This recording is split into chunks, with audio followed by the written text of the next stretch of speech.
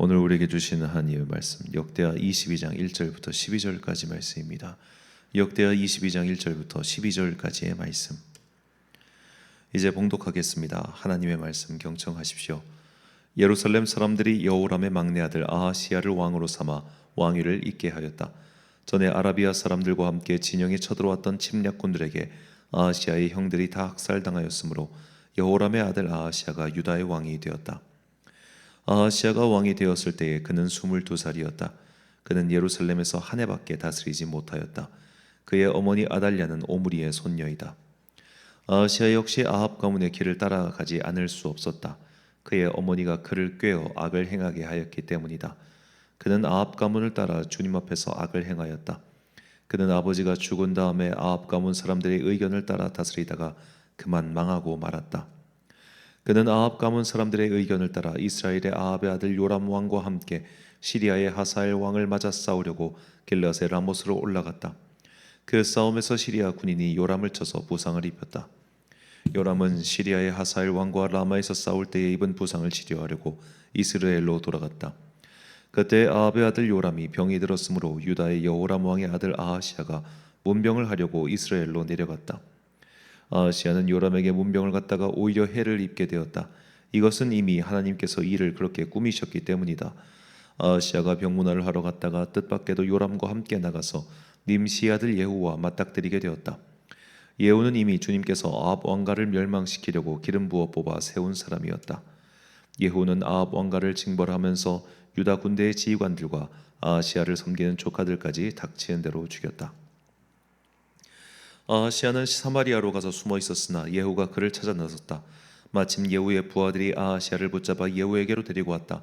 예후가 그를 죽이니 사람들은 그가 마음을 다하여 주님만 찾은 여호사밧의 아들이었다 하면서 그를 묻어주었다. 그리고 나니 아하시야의 가문에는 왕국을 지켜갈 만한 능력을 가진 사람이 아무도 없었다.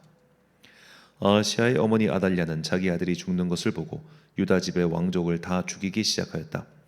그러나 왕자들이 살해되는 가운데서도 왕의 딸 여호세바가 아하시야의 아들 요아스를 몰래 빼내어 유모와 함께 침실에 숨겨서 아달랴에게서 화를 면하게 하였으므로 아달랴가 요아스는 죽이지 못하였다. 여호세바는 여호람 왕의 딸이요 여호야다 제사장의 아내이다. 아하시야에게는 누이가 되는 사람이다.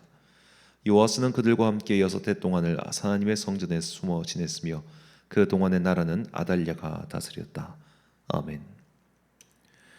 엄마 탓하지 말자라는 제목으로 하나님의 말씀 선포하겠습니다. 프로이트 심리학과 그에 기반한 심리 치료를 비판하는 이들이 있습니다. 대표적으로 이제 칼 융 같은 사람도 이 프로이트의 어떤 무의식에 기반한 그런 심리 분석과 또 그에 따른 치료 방법을 좀 비판하는 입장이죠. 왜냐하면 이 프로이트 심리학의 근간은 결국 결핍에 있기 때문입니다. 제가 전공자가 아니기 때문에 또 이 새벽에 제가 하는 바를 다 말씀드릴 수는 없는데요. 요약해서 결국 이제 아이가 태어났을 때 모든 종류의 아이들은 부모로부터 어떤 종류의 결핍을 경험하게 됩니다. 결핍을 경험하지 않는 아이는 없습니다. 그런데 이 결핍의 정도에 따라서 이 결핍이 무의식에 영향을 미치기 때문에 그 무의식이 나중에 성인이 되었을 때 혹은 살아가는 과정에서 여러 가지 형태로 발현이 되고 그렇게 발현된 것들이 인격 형성에 큰 영향을 미쳐서 결국 그의 운명을 결정한다. 이게 프로이트가 생각한 무의식과 결핍과 그리고 그 결과물이죠. 이 프로이트 심리학의 이런 무의식, 결핍 이런 것들 결국 이제 컴플렉스라고 하는데 이런 것들을 비판하는 여러 가지 이유 중 하나는 일단 프로이트가 견본으로 뽑았던 그런 사례가 그렇게 많지가 않습니다. 그때만 해도 이제 심리학이 태동할 때이다 보니까 지금처럼 어떤 다양한 샘플을 구하기엔 좀 어려웠겠죠. 그래서 출발점 자체가 조금 문제가 있다는 게 비판의 핵심이고 그 다음에 등장한 이제 프로이트 심리학의 영향을 받은 여러 가지 것 중에 범죄 심리학이라는 게 있습니다. 그 범죄 심리학은 어떤 범죄자가 이 사회에 대해서 이런 범법적 행위를 저질렀을 때 그 행동의 원인을 이런 결핍에서 찾는 거예요. 단순하게 말하자면 정말 단순하게 말하자면 이 사람이 예를 들어 강도짓을 했다. 이것은 어렸을 때 부모로부터 얻지 못한 어떤 결핍 때문이다. 이런 식으로 원인을 그 무의식과 그 결핍과 그 바깥에서 찾는 겁니다. 누군가가 어떤 행위를 했을 때 그 행위의 원인을 외부에서 찾는 이런 습관이 오늘날 사실 많은 영향을 미치고 있지요. 우리도 그렇지 않습니까? 그러니까 내가 이렇게 사는 것은 세상 때문이야. 내가 이렇게 된 것은 부모 때문이야. 내가 이렇게 된 것은 선생 때문이야. 학교 때문이야. 라고 말이죠.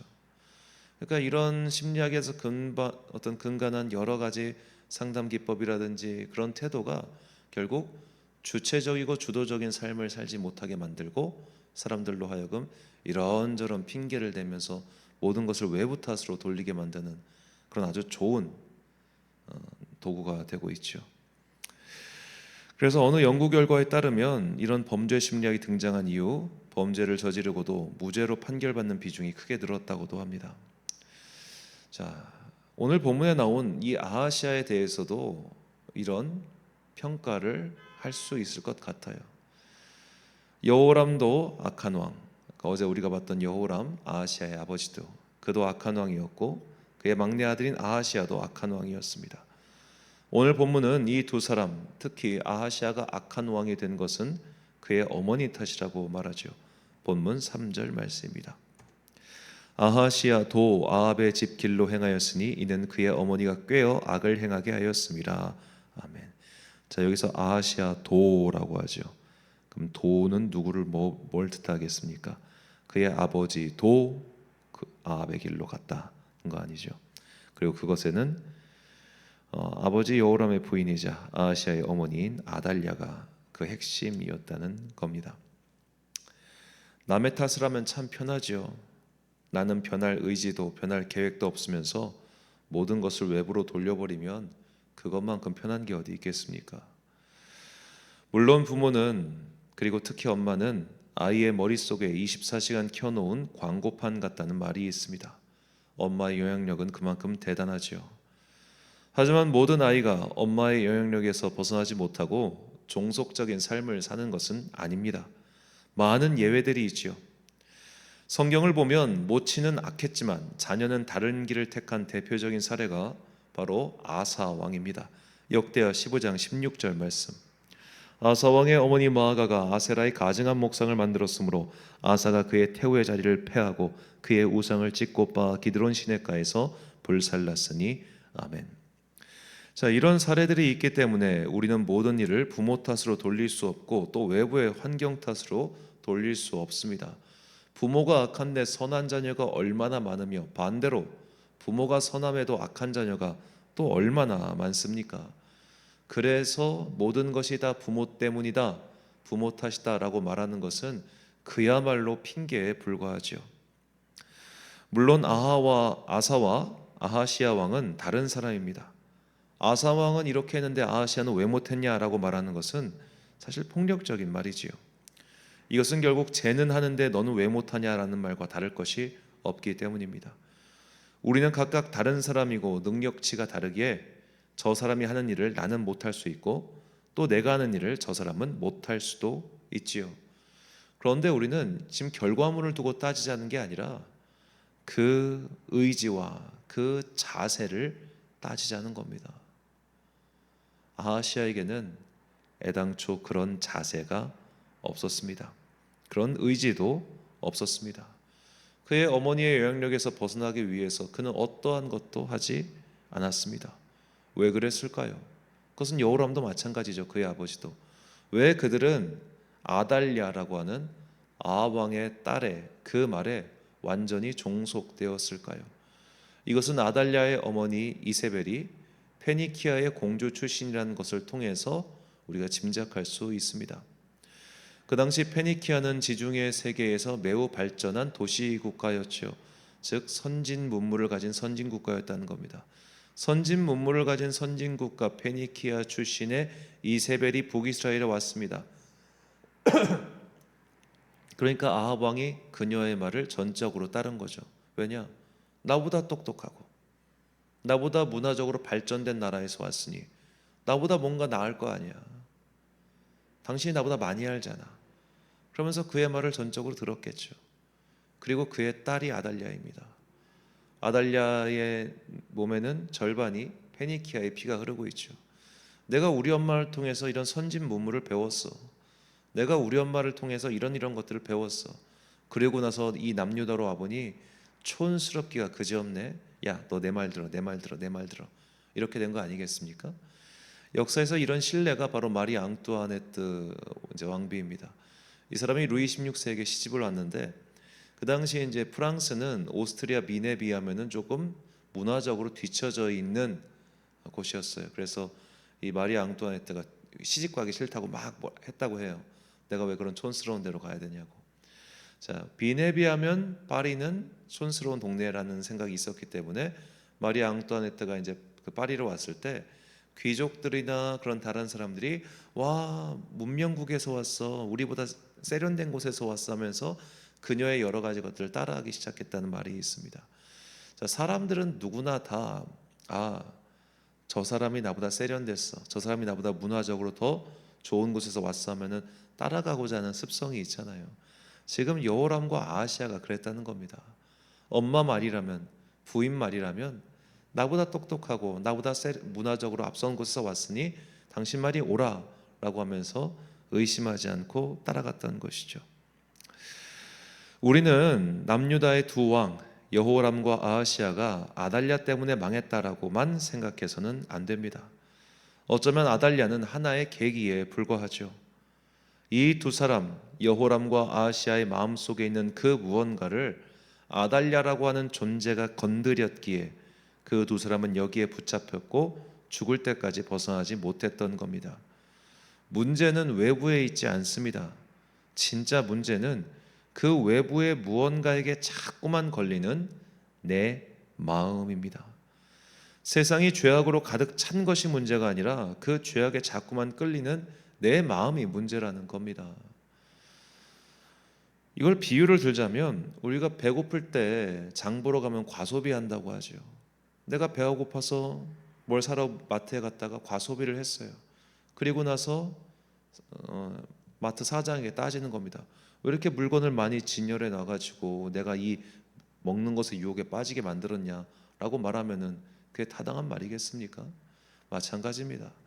아달랴가 세련됐건 뭐했던 간에 내가 그것에 관심이 없으면 저 사람 말 안 들어요. 나도 저 사람처럼 되고 싶었던 거예요.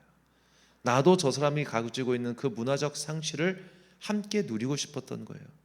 나도 저렇게 발전하고 싶고 나도 저렇게 세련되고 싶고 하니 그의 말을 듣다가 망한 것이 사실은 본질이라는 겁니다. 우리를 유혹하고 넘어뜨리려고 하는 죄의 함정은 부지기수입니다. 그것은 안타깝지만 부모일 수도 있고 자녀일 수도 있고 때로는 취미생활일 수도 있습니다. 사탄은 우리의 마음이 끌리는 그것을 잘 이용해서 우리를 넘어뜨리려고 합니다. 사탄은 당연히 나쁘죠. 근데 사탄은 고정가 값입니다. 이것은 바뀌지 않습니다. 이 바뀌지 않는 고정값 사탄이 나쁘고 모든 것을 사탄의 탓으로 돌린다고 해서 우리의 죄가 없어집니까? 아니죠. 그의 유혹의 함정에 걸려 넘어지지 아니하도록 먼저 내 마음을 다스려야 하는 겁니다. 우리는 외부의 환경 변화에 민감하기 앞서서 그리고 그 외부의 환경 변화 탓으로 모든 것을 생각하기에 앞서 먼저 자신의 마음을 돌아보고 지켜야 할 것입니다. 잠언 4장 23절 말씀입니다. 무릇 지킬 만한 것보다 더욱 내 마음을 지키라. 생명의 근원이 이에서 남이니라. 아멘. 사랑하는 천안 광성교회 성도 여러분, 그리고 이 새벽을 함께 깨우고 계신 귀한 주님의 자녀 여러분, 이미 마음이 기울어져 있을 때 외부의 환경은 좋은 핑계가 되지요. 내 마음이 돈을 추구하고 있는데 누가 이거 하면 돈 줄게 라고 하니 그쪽으로 쏙 가게 되는 겁니다. 내가 술을 마시고 싶은데 꾹 참고 있을 때 오늘 회식 있으니까 같이 술 먹자라고 하면은 그거 핑계 대고 술 마시는 거죠. 그럼 회식이 나쁜 겁니까? 아니면은 술 먹고 싶어하는 내 마음이 잘못된 겁니까? 그 마음을 다스리면 환경 때문에 좌지우지되는 일이 없겠죠. 세상의 법정은 외부의 환경이 다가와서 톡 건드린 게 문제다라고 말할지는 모르겠습니다만 하나님의 법정은 그렇지 않습니다. 어째서 성경은 하나님께서 사람의 중심을 보신다고 하셨을까요? 그의 생각과 의도, 마음의 상태를 모두 아시기 때문입니다. 자꾸만 환경 탓, 남의 탓을 하지 맙시다. 우리에게는 그 상태를, 그 함정을 벗어날 기회가 많았습니다. 그런데도 그 상태에 머물렀던 것은 결국 내 마음이 그렇게 하고 싶었기 때문이죠. 그래서 믿음의 사람들에게 더욱 기도해야 할 제목은 세상을 바꿔달라는 기도가 아닙니다. 내 마음을 변화시켜달라는 기도입니다. 내 마음의 변화는 세상의 변화만큼 어렵다는 것을 잊지 마시고 자꾸만 외부의 탓으로 모든 책임을 전가하고 싶어하는 이제 그 태도를 버리고 하나님 앞에서 핑계대지 말고 살아가는 저와 여러분이 되시길 예수님의 이름으로 축원합니다. 기도하겠습니다. 사랑과 풍성하신 아버지 하나님, 우리가 마지막 주님의 법정 앞에 섰을 때 우리에게는 그 어떤 핑계도 통하지 않을 것입니다. 그러니 주님, 이 시간 기도하는 모든 자들에게 성령을 내려주사 우리 마음속에 있는 삿되고 그릇된 모든 것들을 불태워 주시고 주님 앞에 먼저 영혼과 마음과 뜻을 바르게 세우게 하여 주옵소서. 우리가 그렇게 중심을 잘 잡고 있을 때 우리는 세상의 어떤 유혹이, 내 외부의 어떤 손짓이 나를 끌고 가려고 한다 할지라도 나는 그 반석 위에 서서 흔들리지 않을 것입니다. 우리가 그런 믿음의 사람들 되게 하여 주옵소서. 이제 봄의 소식이 대지를 박차고 올라오는 경칩입니다. 바깥에는 봄을 알리는 비가 내리고 있습니다. 하지만 새벽과 저녁으로 아직 쌀쌀한 바람이 불어오고 있는 지금 우리 연로하신 성도님들의 건강을 주님께서 지켜주시고 주님께서 생명의 보자기로 그들을 감싸주사 그 어떤 것도 상하지 아니하도록 주여 함께하여 주옵소서. 오늘 하루도 참 좋으신 우리 주님의 은총과 평강이 모든 성도들과 함께 하시길 간절히 소망하오며 이 모든 말씀 우리 구주 예수 그리스도의 이름으로 기도드립니다. 아멘. 오늘의 기도 제목입니다. 나의 핑곗거리는 무엇입니까? 나는 하나님 보실 때에 내가 머무르고 있는 죄의 상태에 대해서 어떤 핑계를 대고 있습니까?